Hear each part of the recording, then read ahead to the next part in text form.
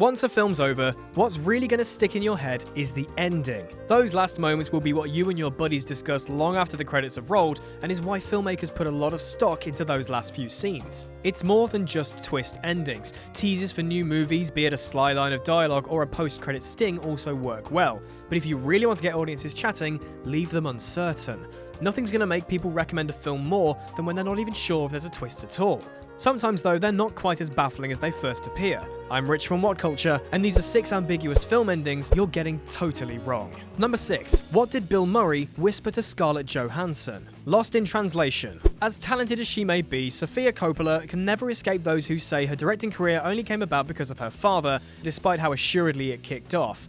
Following the already well-received The Virgin's Suicide, Coppola's second film brought the house down and marked her as one to watch. The brilliant film has one of the most talked about endings of any art house flick. After becoming close friends with Scarlett Johansson's young Charlotte against the alien backdrop of Tokyo, Bill Murray's Bob is returning to the US, but not before he stops her in the street and whispers something in her ear. What exactly, the audience can't make out unless they're boss-level lip readers. The simple solution though, it's in the movie, if you use computers. Technically, there's no answer. It was never scripted what Bob would whisper, but on set, Coppola let Murray improvise a potential line, which, through all the street noise, actually did make its way in the film. One intrepid fan messed around with the sound enough so you could actually hear what was being said. So what exactly was it? I have to be leaving, but I won't let that come between us, okay? Which in all honesty opens up even more questions. Maybe it was best if we just didn't know. Number 5. Did Ray die? In Bruges. I've been to Bruges, it's rather beautiful. However, the cultural impact of Martin McDonagh's breakthrough film has ruined the Belgian picturesque city more than if a motorway was bulldozed straight through the centre. The film's ending is a perfect culmination of every element of the plot, bringing together seemingly unrelated points in hilariously brilliant fashion. But once all the action's been had, there's one overriding question on our lips. Is the childlike assassin Ray still amongst the living? Colin Farrell's character had been the emotional heart of the film, and his fate is left up in the air like a flipped waffle. The final scene being a POV of Ray in an ambulance could go either way. The simple solution, the script answers it. The film gives no pushing either way. We cut to the credits before we can get enough proof for either argument, but you don't have to go too far from the source material to find an answer. The shooting script had an extra scene bolted onto the cinematic ending. Zooming out from a newspaper clipping on the shootout, we see Ray alive but far from well, back home in London. The extra scene isn't required for the plot, aside from giving closure to the Ray-Chloe relationship, and you can see why McDonagh went on with a less definite solution. Number 4. Is The Thing dead? The Thing.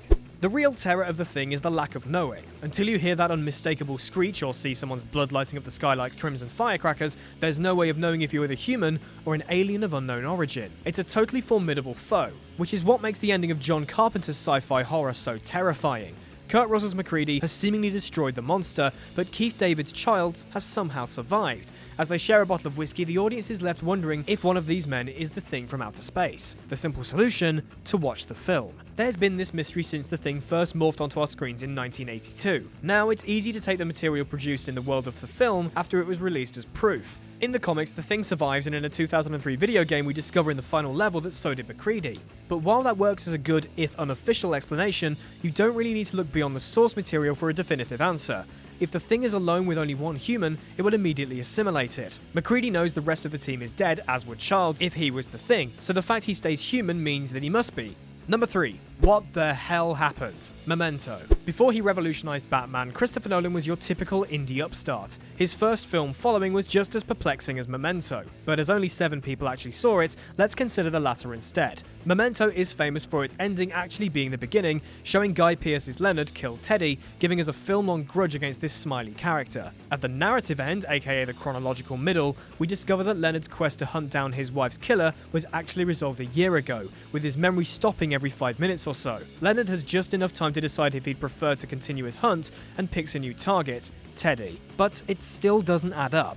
The simple solution, the ending spells it out for you. No, wait, if you think about it for a minute, it does actually make sense. Leonard's chosen a life of vengeance after forgetting the truth of his wife's death. He accidentally kills her with insulin, something he holds onto with the Sammy Jenkins story. He does eventually find his attacker, after which Teddy starts using his friend's quest to help him deal with various bad people. This is essentially what we're seeing in the black and white portion of the film. The colour backwards part then becomes pretty straightforward, if quite misleading.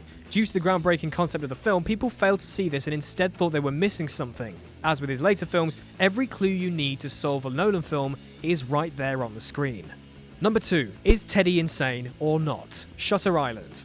Shutter Island took Scorsese fans by surprise. The king of the gangster movie took his high-end sensibilities and applied it to the typical B-movie format.